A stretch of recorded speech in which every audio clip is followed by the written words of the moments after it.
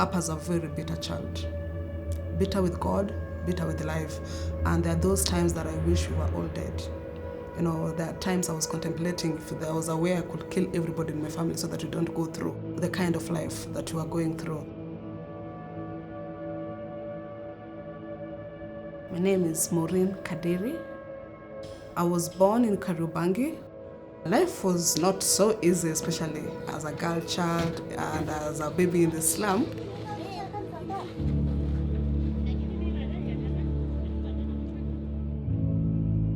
Poverty brings bondage, where you tend to feel like this is me, and this is how I live, and this is how I die.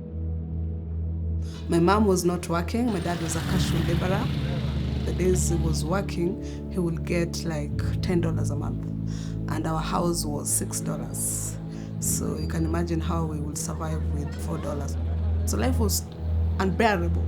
We went for 4 or 5 days without eating, and if we had to eat food, it was rotten that we had gone to pick from Korogosho market. You cannot concentrate on an empty stomach. And so many of the times I would be last in class. I had names like I was called hyena because every time people were eating, I would go and ask them to give me food.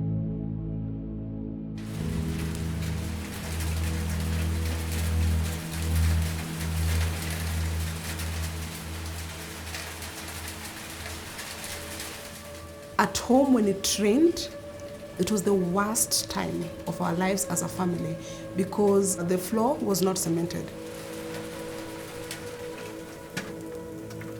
Our bed was our clothes, our own tattered clothes that we'll put down. And so when it rains, we'll go look for a corner, stand there.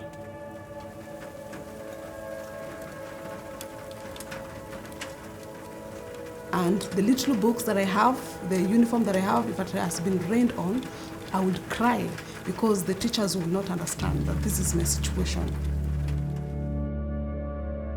We didn't have any direction. We didn't have any tomorrow. There's no ray of hope in everything that is happening in my life.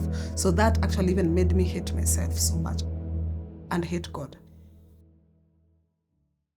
But the moment I joined Compassion, when I was 7 years old, my life changed.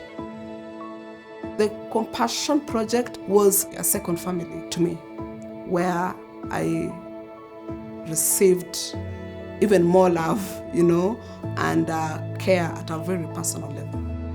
I received hope in Compassion. And that is where I was taught how to pray. I got my first Bible and I was taught how to read the Bible and believe in the words that were written in the Bible. And whatever I was taught in the Compassion Project, I will take it back home. I was so happy after the first Saturday because of the balanced diet. I was always looking forward to every Saturday because it was like Christmas to me and my family. There is power in food and there is power in opportunity. Compassion bought for me with the money that my sponsor sent, uniform, books, paid my school fees, so I was not off. I was always in class, not missing anything, clean, at least with clean uniform. I had shoes on, new ones, and I started working hard. I got, yes, education, academics, which helped, but also these other livelihood skills, which kinda empowered me, transformed me, and brought my self-worth.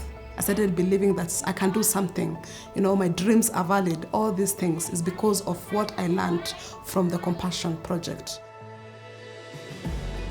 I remember the first time I got a picture, a photo of my sponsors and a letter. I was so excited. And from then I started saying, I don't care. I'm not a hyena. I believed in myself and I believed that I was beautiful and I started loving myself. And the letter continued that I want you to know that we love you so much. We are always praying for you. When I joined university, my mom was so happy and so proud. She was so grateful to Compassion, so grateful. She loved Compassion and she kept saying that whatever Compassion did, she could not have done. I am who I am today because of compassion. What I went through has shaped who I am right now and what I do. I started Rehema House, a Christian non-profit organization which rescues young, poor, pregnant girls from the streets and slums of Kenya. To me, Rehema is a baby of compassion. There's counseling, there's discipleship, there's mentorship. We have people working with them. I love these girls and I connect everything happening with my story because that's why I'm thankful for my background. If I never went through what I went through, I will not give the girls my all.